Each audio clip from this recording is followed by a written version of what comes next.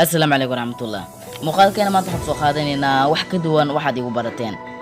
Muqaalkan waxaan ugu talagalay inaan kala cadeeyo waxa dhici doona 15 Ramadaan iyo 29 Abriil. Dad badan ayaa isku khasaya waxa dhacaya 15 Ramadaan iyo 29 Abriil. Dad badan ayaan arkay oo ku wareersan waxa dhici doona 29 Abriil ee dhagax ka soo dhici doona hawada sare kuna soo jeesan dhulka. La filayn inuu soo gaaro dhulka 29 Abriil inkastoo ay jiraan xogo badan oo sheegay inay wax iska bedeleen iyo arinta dhici doonta 15 Ramadaan oo qaylida ka yiri doonta samada sare oo qaylidaasoo dad badan ay ku dhiga beeli doonaan ku indha beeli doonaan ku hadal waayi doonaan dadka ku wareersan oo arkay waxa kamid wiil leh janaal weyn oo ay ku xiran yihiin dad korusi dhaafaya kun qofood wuxuu gudbinayaa waxaan macquul ahayn wuxuu mid ka dhigayaa labada dhacdo 29 Abriil iyo 15 Ramadaan muhiimad ugu weyn oo aan sameeyay muuqaalkan ayaa waxay tahay inaan kala saaro labada dhacdo kana bixiyana sharaxaad kooban intaynu muuqaal guda galin waxaad ogaataa inaynan ka waramaynin inay arintaas dhici doonaan ama inaysan dhicaynin kaliya waxaan kala saaraynaa waxa ay kala yihiin labadaas qodob oo 29 Abriil iyo 15 Ramadaan aan hore u galno ku soo dhawaada muuqaalkeena maanta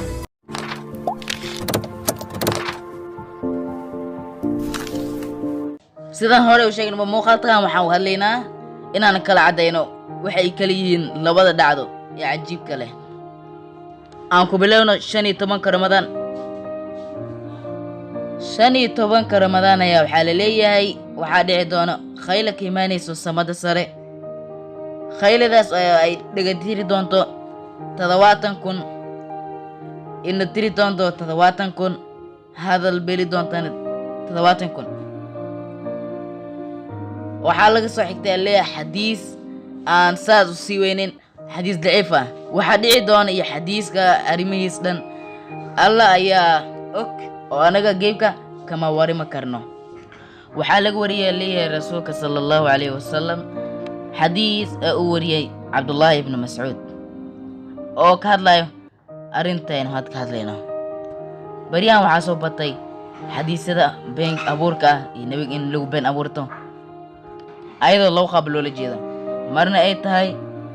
inuu qofkii siraado dadkii way ka jeesadeen quraanka kitaabka ka jeesadeen diinteedu iskiiloobeen maga xadiis soo celiya oo cabsi geliya sameeya marna waxay noqon kartaa qof nacayb u qabo rasuulka sallallahu alayhi wasallam oo markaa ku been abuurto iskana waa xadiis laga wariyay saxaabiga la yiraahdo Abdullah ibn Mas'ud aynu aragna marka xadiiskan waxa rasuulka Ilaahay laga wariyay inuu yiri ida kaanat sayhatan fi Ramadaan qayla haday dhacdo Ramadaanka dhexdiisa تميز القبائل في ذي القعدة وتصفق الدماء في ذي الحجة والمحرم يعني ودبات دعيسوي هذه قيلة دعضه بلهاس أي دباتون قد عيان شوال أي كميتاي محرم كميتاي ودو كميتاي ذي الحجة وبلها كدن بيوي رمضان إلا قيلة دعض رمضان كي قبائل كلا كلا سارة يا دتك هذا حاجة وبعدين وبحقار بالله يوي مصيبة دعيسوي أمينك الجمعة بشو رمضان شني تمام مرة سيارين تندعي فإذا صليتم الفجر من يوم الجمعة ما أنت سيادتك تنسل الصبح فادخلوا بيوتكم وريهن قلا واغلقوا ابوابكم البابين الصحرت ودثروا انفسكم نفتي قريه مريس كل الله دغيهن حرت اذا احسستم بالصيحه فخروا لله سجدا وقولوا سبحان الله القدوس سبحان الله القدوس ربنا القدوس فمن يفعل ذلك نجا ومن لم يفعل ذلك هلك هذا درنتان قيلداسي دول غرير كاسنا الهي سجود ولا دعاء وحنا ترادان سبحان الله القدوس سبحان الله القدوس سبحان الله القدوس صدح جير ربنا القدوس قفك سيدا سمي وابد بادي قف كان سميني هلك وهلك سمي رواية برمى حديث كان لقوري مركا وكلا دودوان كلا نوع وحكا من رسولك إلى يوني مالين انت جمعة رمضان كهدي كو أدو مالين تيدا شانيتهم جمعنا إنو قطو waxaa dhici doona inta wixii ka dambeeya shawaal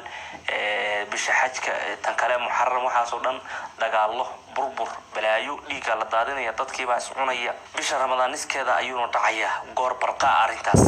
haddii waafaqo yani qaylada loo jeedaa markay dhacayso wixii ka dambeeyay balaayadu imaanayso markaasaa rasuulka sallallahu alayhi wasallam wuxuu yiri bisha muharramna dhib baa dhacaya dadkii baa islaynaya waliba si waxay isu laynayaan aqli darro ah oo kala saarid la'aan xasuuq bay isu geysanayaan baa rasuulku sallallahu alayhi wasallam dhul gariir baana hameenka dhacaya markay qayladu yarto ee subaxa jumcada 15 bisha ramadaan markay ku aadanto markaasaa rasuulka riwaayad kale waxa loogu wariyo kale يكون في رمضان صوت رمضان عد بايري دونا قالوا وحيدا يا رسول الله في أوله أو في وسطه أو في آخره ووحو دعيا أول كرمضان مسي آخر كيس مسدح دحات بشا برتمير قال رسول الله صلى الله عليه وسلم لا بل في نصف من رمضان برتمها رمضان كايو دعيا هدي همين كا برتمها أيها نقطها من جمعاء يكون صوت عدبا وحكيريا من السماء سمضي حق سريع يسعق له 70,000 وحال الصوحي عدك درتيس 7,000 وحال الدقبيلية 7,000 وحال أفبيلية عرب كتير هذا الكيكري واي الله إن دبيلية 7,000 وبمعنى قف بلوجي ذا مركز وحيدين يا رسول الله فمن السالم من أمتك يا أمة هذا مركز كبد داري كاسا النبي وحو ليه رواد سيد لو تلمامي من لزم بيته غريغي سقفك جوغا وتعوذ بالسجود سجودنا مغنكلا وجهر بالتكبير لله يعني كورن عدك ugu qaada takbiirta alle qofka sabadbaadiy ثم يتبع صوت آخر عدك راعية فصوت الأول عدك هره sidaas ku dhacayso صوت جبريل وي جبريل عدكيس والثاني midka labaadna صوت الشيطان وي عدك الشيطان وي markaas riwaayada hadda soo tilmaanay ee uu sheegay rasuulku yiri sallallahu alayhi wasallam bisha muharram maxaad ku ogtiin muharram waxa dhacaya awalkiisa balaayo ummadayda ku dhacda aakhirkiisa laakiin waa u khayriye faraj bun rasuulku ilaahi alayhi salatu wasalam walaw riwaayada mudciifa hada laakiin markaas aan fiiriyay waxaan dhahay bilahan dadka qaybahooda hore يعني دبي dareemayaan يعني cabsi ramadaanka soo socda waxa laga yaabaa niska hore in ciladan ay sii jirto ilaahay ka filmayne laakiin insha Allah ramadaanka aakhirkiisa ay faraj ku imaanaya iyo khayrka iyo gargaarka biidnaa mixnadan laga baxaya xadiisku wuxuu kala riwaayadaha ku sii tilmaamaya in dadka xajka la soo weerarayo la dhacayo la kufsanayo dhibaato badan buu sheegay oo cabsideeda leh marka waa xadiis riwaayad sida lagu wari Tabarani sirabta kasoo wari laakiin xadiis sugan ma rag wariyay rag lagu kalsoon yahay ma kuwa xadiiskooda laga batagay oo la qaadan oo beenalayada ku jira sanadka qaar la isku khilaafsan yahay qaar xifdigoodii baabay baa ku jira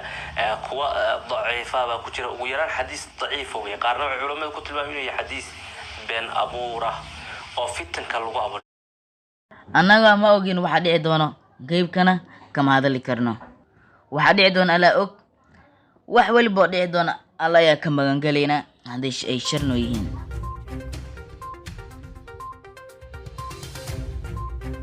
sagaal iyo 20 abriil waxa la filayay inuu dhagax ku soo dhaco dhulkan ku noolnahay dhulka geli karana dhaqaalaha caalamka tirtiri karana ilbaxnimada maanta sameyn karana dhaqaal xumo la meelaysan karin wuxuuna ku socdaa xawaaraha 20 mayl saacadiiba inkastoo bariyaan dhagay ku soo dhacayaan inay wax badan iska bedeleen marida qoraxda agteeda soo maray awgeed dib ayaa eegayna waxa iska bedelay dhagaxan iyo waxa ay shaacisay NASA 24 saac ugu dambeysay waxaan filaa inaad si wacan aad u fahamtay labada dhacdo xaqiiqadeeda aadna mar kale khaldoonin labada dhacdo waxay kala yihiin Allah yaa ka baryayna inuu naga badbaadiyo dhibaatadaas haddii aad ka heshay muuqaalka like sar si ay dad kale u sii arkaan